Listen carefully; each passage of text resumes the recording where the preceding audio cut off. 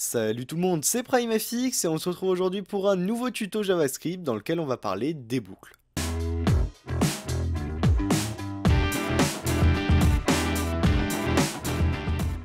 La première chose que je vous propose de voir dans ce tuto, avant de voir comment utiliser des boucles en JavaScript, ça va tout simplement être de voir à quoi elles vont pouvoir nous servir.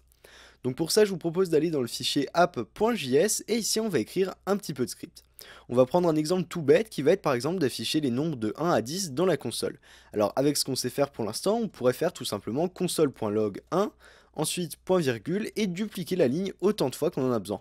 Donc par exemple ici, voilà, afficher 2, 3, 4, etc. 5, je vais mettre ici 6, et on va faire ça jusqu'à 10. Donc hop, 7, 8, 9 et 10. Donc on voit que c'est un petit peu long déjà de base, mais ici, si j'actualise mon script à cet endroit-là, que j'affiche ma console, on voit bien que ça m'affiche les nombres de 1 à 10. Et bien en réalité, les conditions vont nous permettre tout simplement de faire ça de manière beaucoup plus concise, puisqu'elles sont là pour répéter une suite d'opérations tant qu'une condition est vérifiée. D'ailleurs, on retrouve justement ce principe de condition qu'on avait vu avec uniquement les conditions dans le tuto précédent. C'est-à-dire que pour afficher ça, eh bien ce qu'on va pouvoir faire, ça va être par exemple de créer une variable, donc une variable que je vais appeler nombre, est égale à 1, donc ça va être vraiment notre base, c'est ici le nombre 1 qu'on a ici, et on va faire en sorte de l'afficher dans un console log, mais d'ajouter à chaque fois un nombre 1, donc d'ajouter en fait à chaque fois 1 à ce nombre pour arriver jusqu'à 10. Donc pour ça, on va utiliser une boucle qui s'appelle la boucle while, donc qui s'écrit W-H-I-L-E, qui veut dire tout simplement tant que, donc tant que la condition qui sera entre ces parenthèses ici est vérifiée, eh bien on va exécuter le code qui se trouve entre ces accolades. Donc la syntaxe, grosso modo, est la même qu'une condition, donc que si j'écrivais tout simplement un if, mais la petite différence, c'est qu'ici, tant que la condition est respectée, eh bien la boucle va exécuter le code qui est à l'intérieur autant de fois que nécessaire. Ici, la condition, ce serait par exemple tant que nombre est inférieur ou égal à 10. À ce moment-là, tant que le nombre est inférieur ou égal à 10, je peux faire un console log de mon nombre. Du coup, ça va bien nous afficher notre nombre dans la console, mais le problème, c'est que ça ne va pas augmenter sa valeur, parce qu'ici, il n'y a rien qui dit qu'on veut passer de 1 à 2, à 3, à 4, etc. jusqu'à 10. Et bien pour ça, on va simplement, toujours dans la boucle, préciser que nombre, une fois qu'il a été affiché, va être égal à nombre, donc à sa valeur par défaut, plus 1. On lui ajoute tout simplement 1 à sa valeur. Donc si on enregistre ça et qu'on revient ici dans notre script, on fait F12, on voit bien que ça m'affiche tout ce qu'il faut de 1 à 10. Donc là ça me l'affiche deux fois tout simplement parce que je l'ai laissé juste au-dessus, donc tout ce qui est ici on peut le supprimer, on n'en a plus besoin.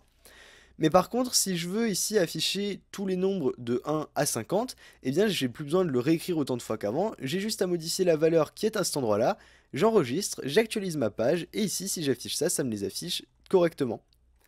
Donc voilà en gros à quoi vont nous servir les conditions. Là c'est un exemple vraiment très basique, mais l'idée c'est ça, ça va être de répéter certaines opérations autant de fois que nécessaire selon une condition. Donc ici pour faire ça, on pourrait très bien laisser cette forme-là, dire que nombre est égal à sa valeur, à la valeur qu'elle avait juste avant, plus 1, donc pour lui dire qu'on lui ajoute 1. Mais pour écrire tout ça, eh bien, il y a une syntaxe beaucoup plus courte qui est tout simplement d'écrire nombre plus plus. De la même façon, si on veut faire nombre égale nombre moins 1, si on veut décrémenter notre nombre, eh bien on peut tout simplement écrire nombre moins moins. Donc ici c'est le plus qui nous intéresse, donc on va laisser ça. Je vais modifier l'exemple, on va dire qu'on va aller jusqu'à 28 par exemple.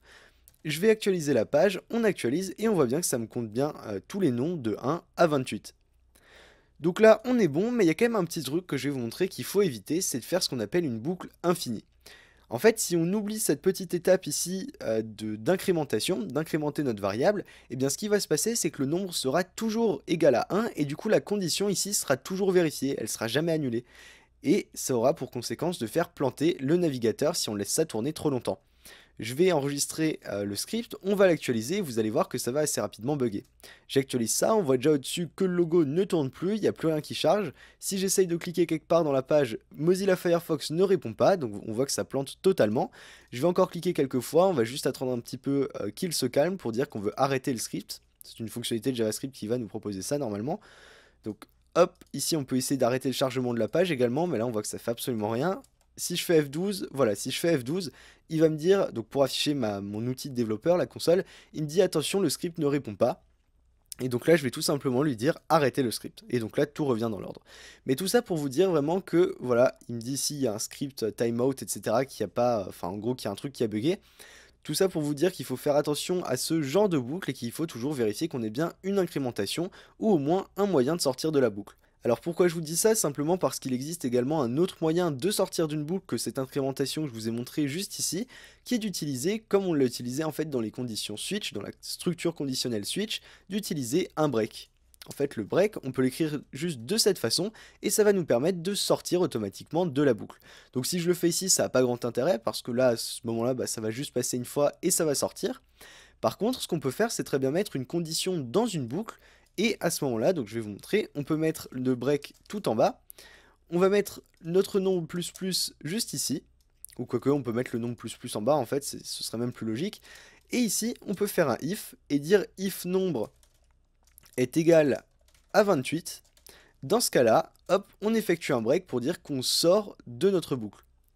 Donc ici, j'ai plus besoin de mettre nombre inférieur ou égal à 28, je peux simplement mettre true pour dire que c'est toujours vérifié. On pourrait mettre 1 est égal à 1 également pour bien montrer qu'on veut tout le temps rester dans cette boucle, mais ici on va tout simplement laisser true. Donc à ce moment-là, je vais modifier un petit peu le nombre, on va mettre 32 par exemple. Je vais actualiser ici mon script, j'appuie sur F12 et ça me met bien tous les nombres de 1 à 32.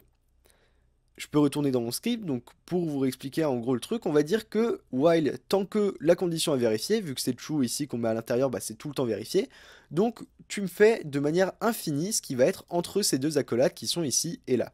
Entre ces deux accolades, on affiche notre nombre, ensuite on vérifie si le nombre est égal à 32, s'il est égal à 32, eh bien on fait un break, ce qui va nous permettre de sortir de cette boucle, et du coup on sera plus dedans, c'est même pas une question de vérification ou non de cette condition-là, mais ça veut vraiment dire, à partir de ce moment, on sort de la boucle et on arrive dans le script un petit peu plus loin à cet endroit-là. Et tout à la fin, on va incrémenter notre nombre, tout simplement parce que s'il n'est pas égal à 32, eh bien à ce moment-là, on veut quand même l'incrémenter pour qu'à un moment ou un autre, il soit égal à 32. Bien sûr, on peut se servir des boucles autrement que pour afficher une liste de nombres, et c'est d'ailleurs ce qu'on va voir tout de suite avec un petit exemple sur un programme d'addition de deux nombres.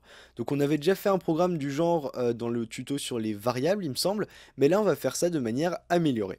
Donc vous allez voir pourquoi, on va commencer par un alerte bonjour, hop, bienvenue dans notre programme d'addition, donc il faut que j'échappe l'apostrophe par contre, voilà, d'addition de deux nombres.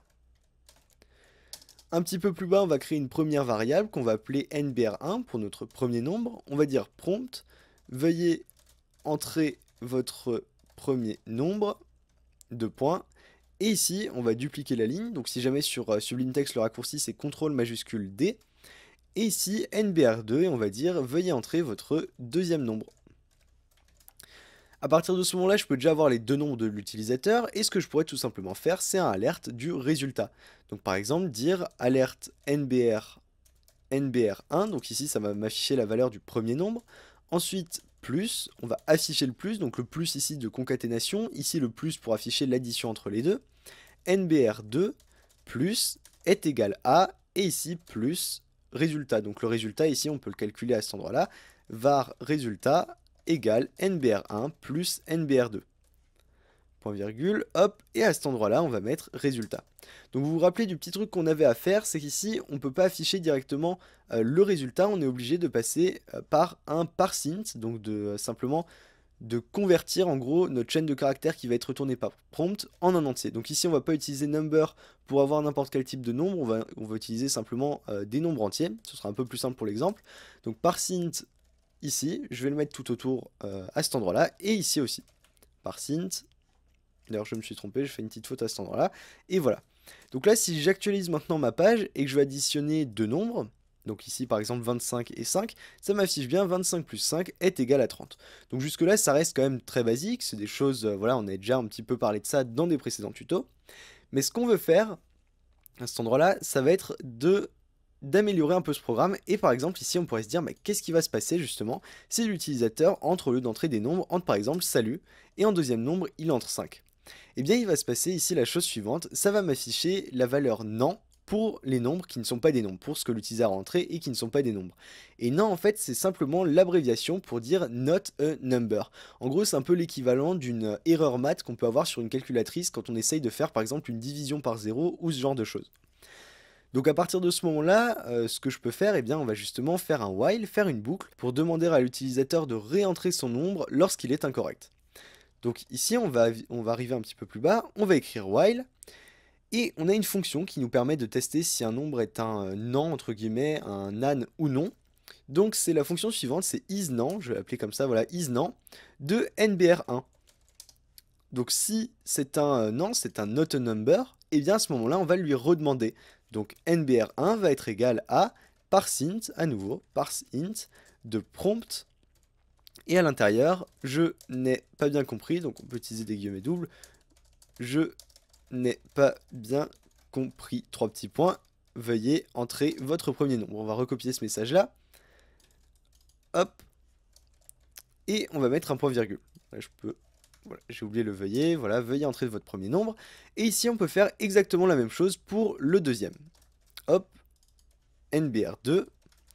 Et donc ici, NBR2 est égal à parseInt, etc. Et ça va être votre deuxième nombre. Du coup, à ce moment-là, eh bien, j'ai plus qu'à réactualiser ma page. Bonjour et bienvenue. Ici, je peux entrer par exemple salut et il me dit bien je n'ai pas bien compris, veuillez entrer votre premier nombre. Je peux mettre ce que je veux, voilà. Tant que j'écris ça, il me dit veuillez entrer votre premier nombre. Je vais lui mettre par exemple ici 60. Votre deuxième nombre, pareil, je peux entrer ce que je veux. Si je n'entre rien, c'est pareil. Voilà, là je clique sur entrée et il ne se passe rien. Et si j'ajoute 5, il me dit bien 60 plus 5 égale 65.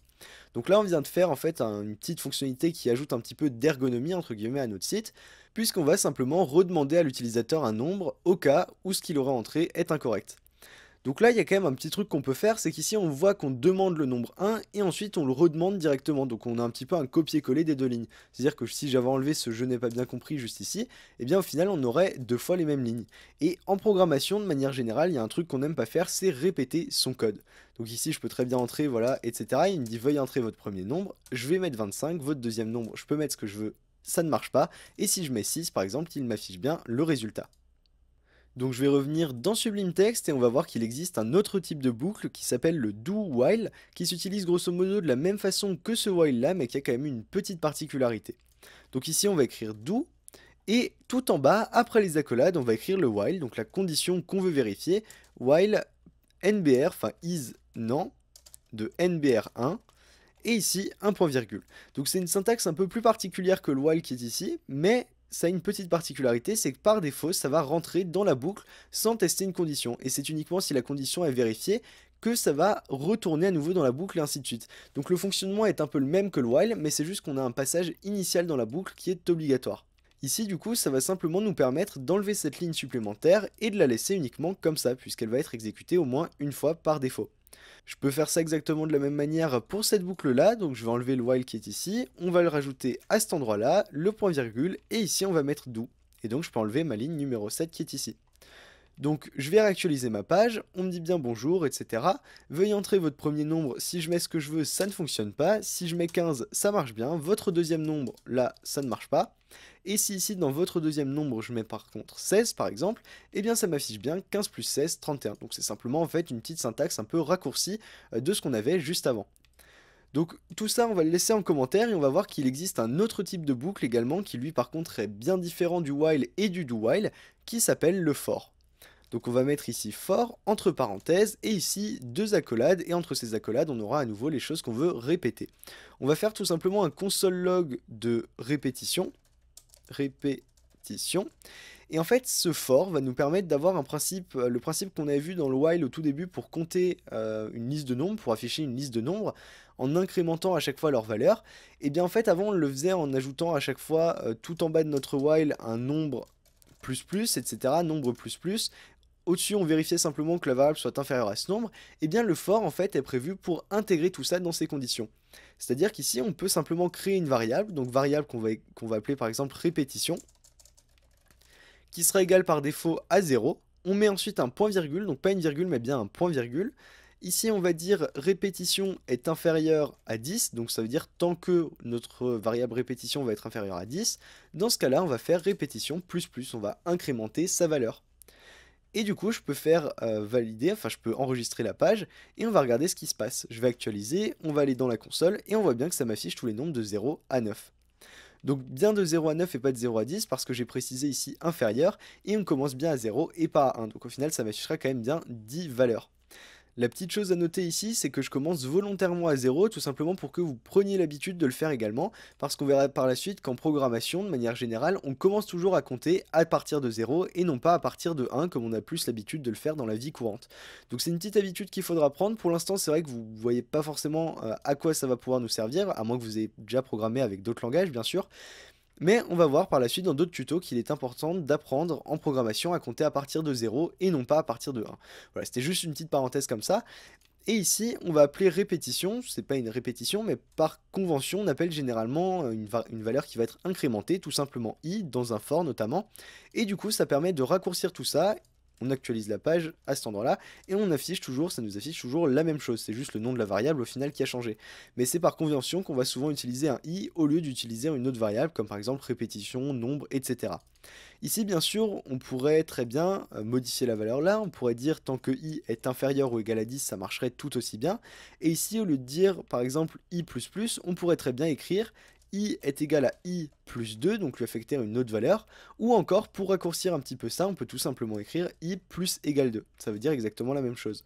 Donc là, si j'actualise ma page, j'appuie sur F12 pour la console, et ça me compte bien tous les nombres de 0 à 20, mais tous les deux nombres à chaque fois, vu que je l'incrémente de 2.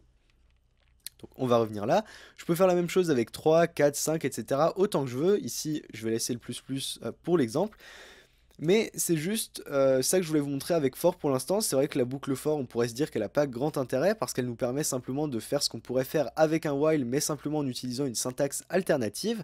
Mais bien sûr, si je vous montre ce type de boucle, c'est parce que c'est un type important, c'est un type dont on va se servir, mais on verra ça dans de prochains tutos.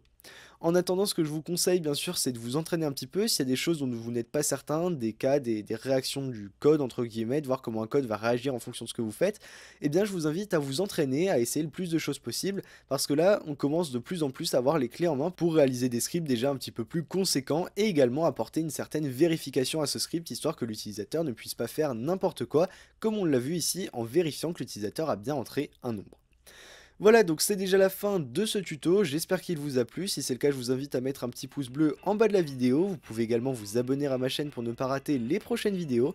Et sur ce, je vous dis à très bientôt pour de prochaines vidéos.